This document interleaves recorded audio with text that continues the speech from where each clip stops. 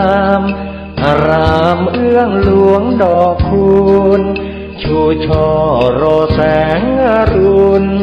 เหมือนบุญหนุนนำให้มาแม่อายยามนี้ไม่มีเสียงใครสะอื้นสวยสดผู้สาวงามชื่นยามยิ้มละรื่นชื่นในอุราช่างงามพร้อมผุดผ่องผิวพรรณจัญญาช้างเผือกในภูมิพัฒนาเพียงพบศบตาพาใจอาวรณ์พระเจ้าพรหมสร้างสมเวียงชัยประการสืบลูกสืบหลานเป็นตำนานเหมือนดังละครเหนื่อยยากเพียงใดทรงใส่ใจข้าราษฎรเชียงแสนแม่อายท่าตอนทรงขวาตอนร่วมเป็นธานีควรจงภูมิใจเทิดไว้เนื้อกล้าวเกษาพระคุณมากล้นพันละนาสร้างเมืองมานับกว่าพันปีกอบกู้เวียงร้างสร้างวัด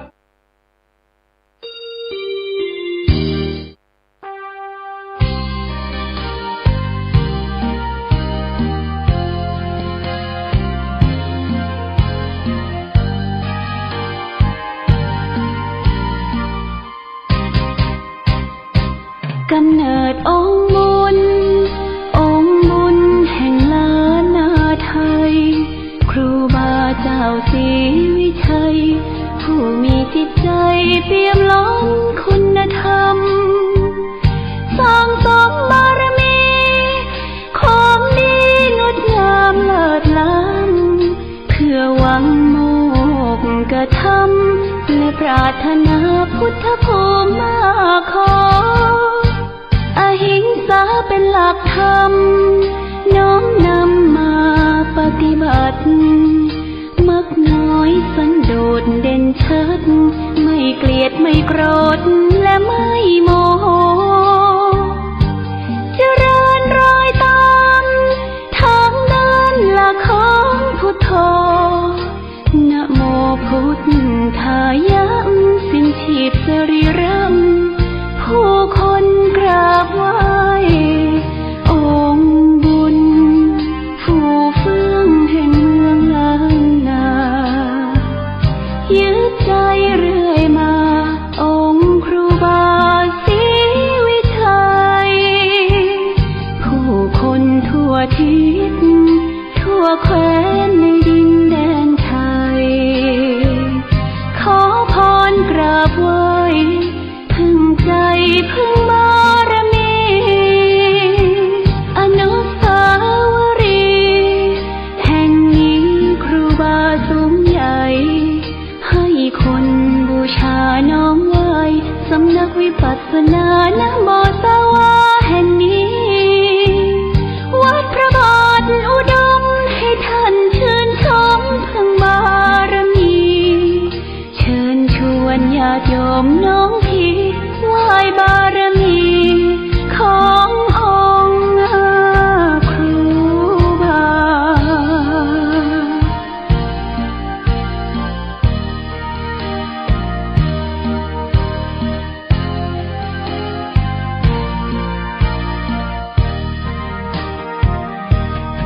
องค์บุญผู้เฟื่องแห่งเมืองล้านนา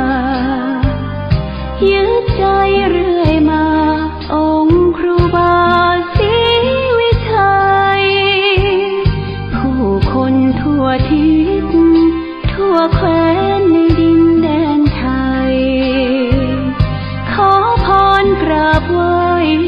พึ่งใจพึ่งบารมีอนุสาวรีย์แห่งนี้ครูบาสูงใหญ่ให้คนบูชาน้อมไหว้สำนักวิปัสสนานะโมสวาแห่งนี้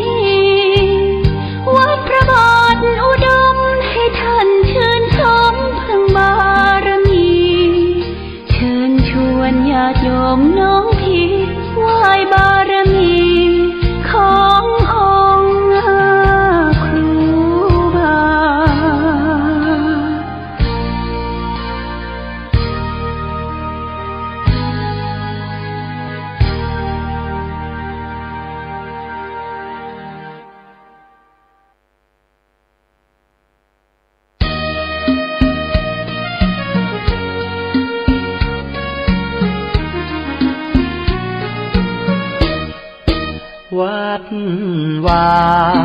อารามเป็นแหล่งธรรมะเขตขามล้อมจิตใจงดงามให้ผู้คนในสยามอารามบุญนุนอุ่นไอวัดเป็นที่พึ่งทางใจผู้คนเลื่อมใสใบบุญเกื้อหนุนคำจุนศรัทธาพระธรรมนั้นเป็นคำสอนศาสดาชี้แนะบุญกรรมนำพาให้เดินหน้าถูกทางพระ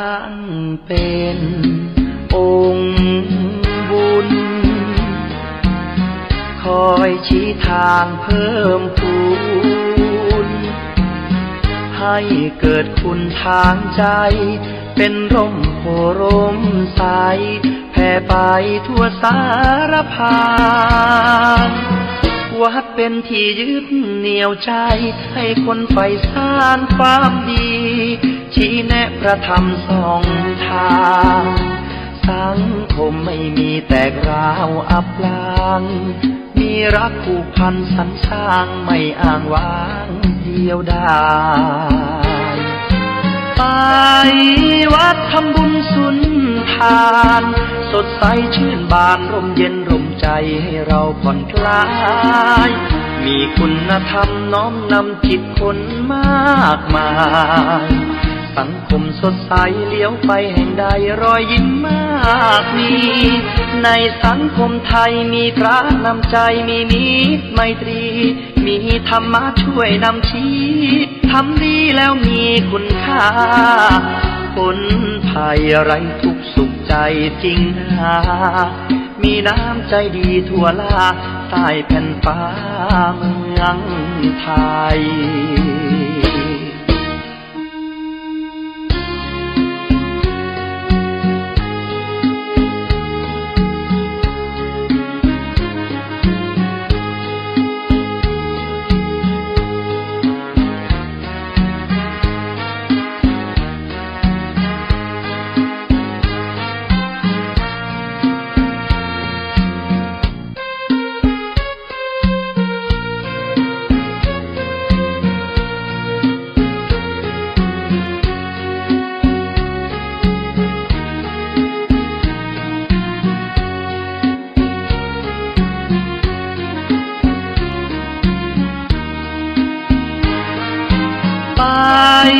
วัดทำบุญสุน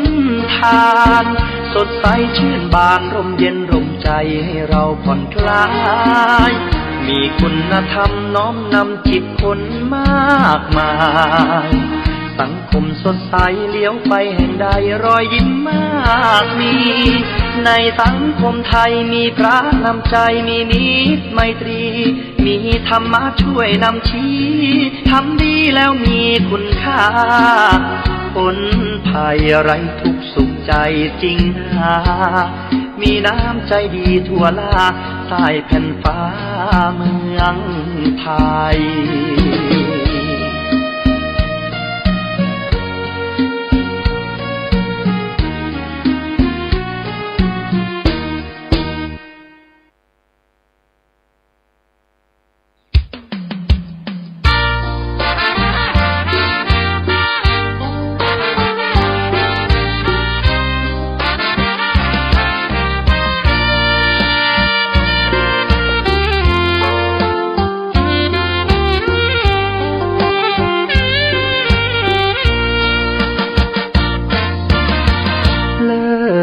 ฟ้านภาลัยก้องไปทั่วเขตสยามน้ำสามผิวงดงามยามได้มาโยนดินมเหสีแห่งเมืองฝางน้ำผิวสวยทั่วถิ่นร่ำลือทั่วท้องธานินโสภินยิ่งกว่านางใดสามกาลเวลาสีผิวนางเปลี่ยนแปลไปในทุกช่วงยามเลิศล้ำอำไพเปริญพิษไทยไหล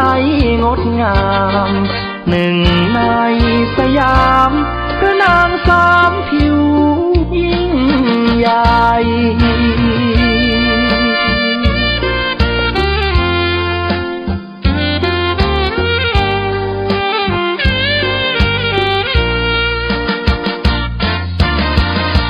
ช่วงเช้าเงางามผิวขาวนวลชวนพักษาพอถึงตอนสายมาช่วงเที่ยงผิวนางเหลืองผ่องติดตราตรึงใจแม้นใครได้มองงามเหมือนดังรูปทองมองแล้วสุขอุราค่ำลงเปลี่ยนแปลงผิวแดงระเรื่องามตาพาให้ชวนชมองค์พระเจ้าฝางแม่นางสามผิวผู้สมผู้คนนิยมสมบารมีสีล้านนา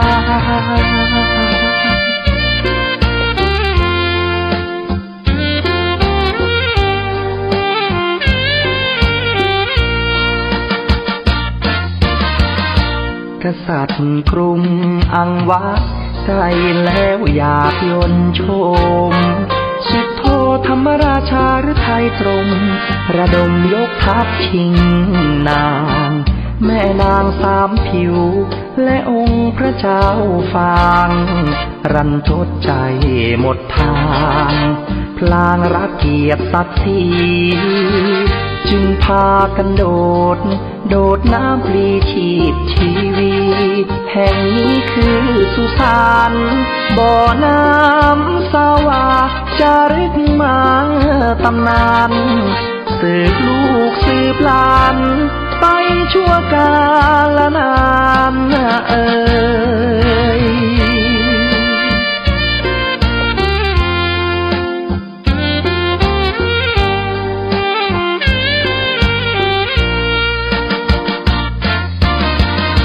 กษัตริย์กรุงอังวะใกล้แล้วอยากยนชมสุดโทธรรมราชาหรือไทยตรงระดมยกทัพชิงนางแม่นางสามผิวและองค์พระเจ้าฟางรันทดใจหมดทางพลางรักเกียรติศักดิ์ศรีจึงพากันโดดน้ำปลีชีพชีวีแห่งนี้คือสุสานบ่อน้ำสาวาจารึกมาตำนานสืบลูกสืบหลานไปชั่วกาลนาน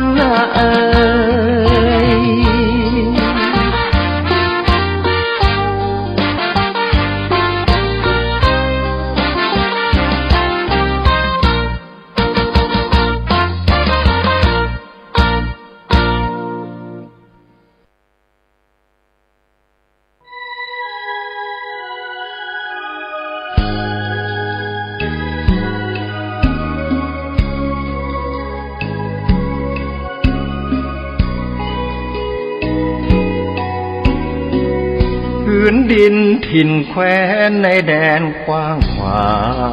เมืองเจริญสุขศรัทธาสาธุชน